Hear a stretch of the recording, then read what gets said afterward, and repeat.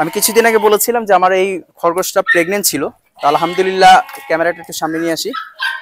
3টা বেবি হয়েছে এই খরগোশে। সবসময় প্রতিবারই 4টা 5টা করে বেবি দেয়। এই যে বেবিগুলো মাশাআল্লাহ দেখেন। তো এই বেবিটা একটু ডিফারেন্ট কালার হয়েছে। এই যে দেখা যাচ্ছে ক্যামেরাতে।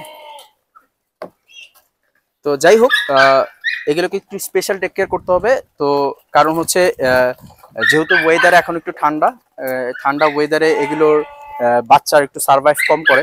আর এদেরকে আমি একটু স্পেশাল ট্রিটমেন্ট কিভাবে করি, আহ, মা তো ব্রেস্ট ফিডিং করাই, তারপর আমি নিজে ধরে মাকে ধরে ধরে রাখতে হয়। তারপর বাচ্চাকে দিয়ে আমি আবার টাইম টু টাইম আমি ব্রেস্ট ফিডিং করে দিনে 8-9 বার তো আমি ব্রেস্ট ফিডিং এদেরকে করাই। যেহেতু ওয়েদার ঠান্ডা আমাদের, এখন দেখা যাচ্ছে যে বাইরে টেম্পারেচারটা একটু ডাউন। তো এই সময় বাচ্চা সার্ভাইভ করার চান্সেস একটু কমে যায়। তো দেখা যাক কি হয় বাচ্চাগুলো। এই যে মাশাআল্লাহ, এখন ঠান্ডা ওয়েদার, আমি চাচ্ছি না যে বাচ্চাগুলোর কষ্ট হোক। তো এগুলো দিয়ে আসে। আর এদিক দিয়ে এই যে আমার কিং কোয়েলের ইনকিউবেটর ফুটানো বাচ্চাগুলো, এগুলোকে নিয়ে আসছি। এই যে বেশি খোলা যাবে না, এগুলো বের হয়ে যায়। এগুলো অনেক দুষ্ট হয়, অনেক দুষ্ট, অনেক দুষ্ট।